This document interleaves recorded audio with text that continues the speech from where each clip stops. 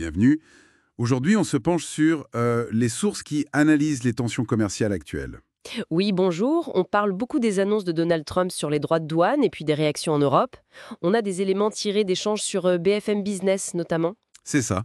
L'objectif, c'est de décrypter un peu cette stratégie américaine, de comprendre les enjeux économiques des deux côtés, et puis voir comment l'Europe répond. Alors commençons par cette approche américaine. Elle déroute pas mal d'observateurs, il faut le dire. Ah oui. Ben oui, les sources mentionnent ces menaces qui fluctuent. On a entendu parler de 50% de droits de douane, puis ça semble évoluer. L'imprévisibilité, c'est presque un outil, quoi. Oui, j'ai noté une phrase assez parlante dans les discussions hier. La seule fois où il ne change pas d'avis, c'est quand il dort. Bon, c'est une boutade, mais est-ce qu'il y a une logique derrière ça? C'est juste une tactique? Alors, il y a plusieurs lectures possibles dans les analyses qu'on a vues. Certains disent que c'est vraiment l'art du deal appliqué.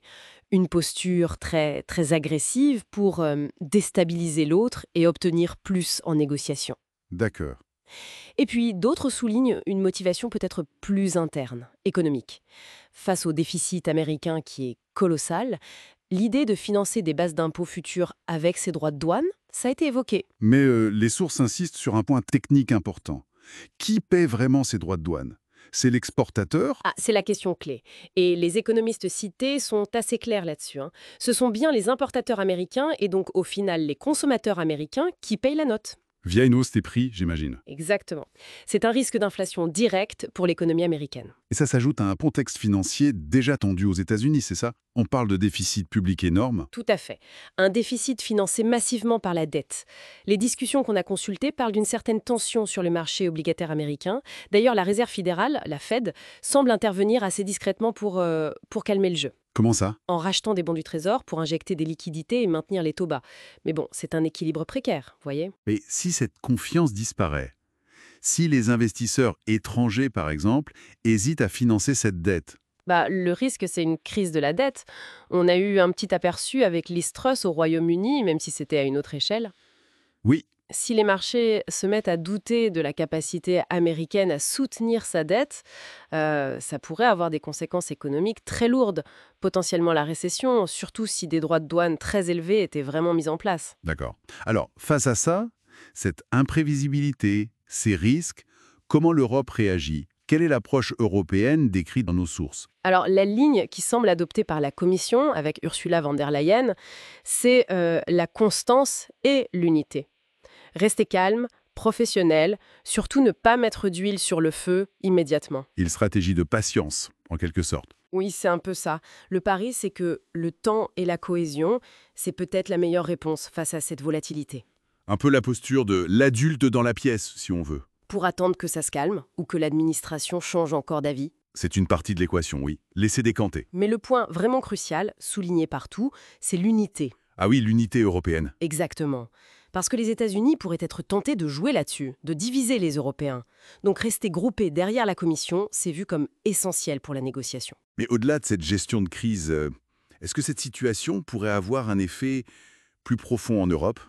Une sorte de wake-up call, comme disent certains. C'est une lecture intéressante, oui. Des analystes pensent que ces tensions, ça pourrait être l'électrochoc qui pousse l'Europe à accélérer son intégration, à parler plus fort, d'une seule voix, et à booster sa compétitivité, parce que le monde est devenu plus dur, quoi. Mais ça pose tout de suite la question de la vitesse d'action de l'Europe, non? On pense au rapport Draghi qui appelle à des réformes rapides, mais l'Europe est souvent vue comme lente.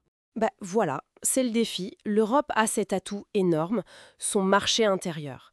Il absorbe déjà beaucoup des exportations des pays membres. Les sources suggèrent qu'on pourrait encore mieux l'exploiter, ce marché. Moins dépendre du consommateur américain, par exemple. Mais ça demande des réformes structurelles, c'est sûr. Et ça nous ramène à ce grand débat sur la réindustrialisation. Comment faire? Comment reconstruire une industrie solide face à une concurrence mondiale qui n'a pas toujours les mêmes règles du jeu? La compétitivité, c'est central. Une piste évoquée, c'est d'exiger plus de réciprocité sur les normes environnementales, sociales pour les produits importés. D'accord. Une autre piste, c'est de miser à fond sur l'industrie du futur, l'industrie 4.0. La robotisation, l'automatisation. On parle parfois d'usines noires, presque sans personnel. Là, le coût de la main-d'œuvre directe devient moins important. L'Europe a des cartes à jouer là-dessus, technologiquement. Mais ça demande des investissements énormes. Et une adaptation des compétences, oui, il faut former les gens pour ça. Et même là, la coordination européenne.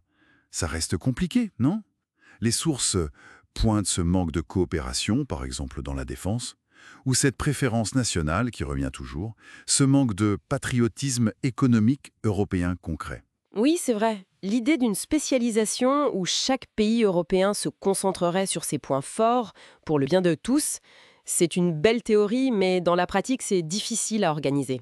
La concurrence entre pays reste forte, même si on a des succès comme Airbus qui montrent que c'est possible quand on cible bien. Ce qui nous amène à une dernière question, peut-être, qui ressort de tout ça. Face à ces défis extérieurs et puis ses propres défis de compétitivité, est-ce que l'Europe peut vraiment dépasser ce manque de patriotisme économique, ces divisions, pour construire une vraie souveraineté industrielle, technologique? Ou est-ce que les intérêts nationaux finiront toujours par l'emporter?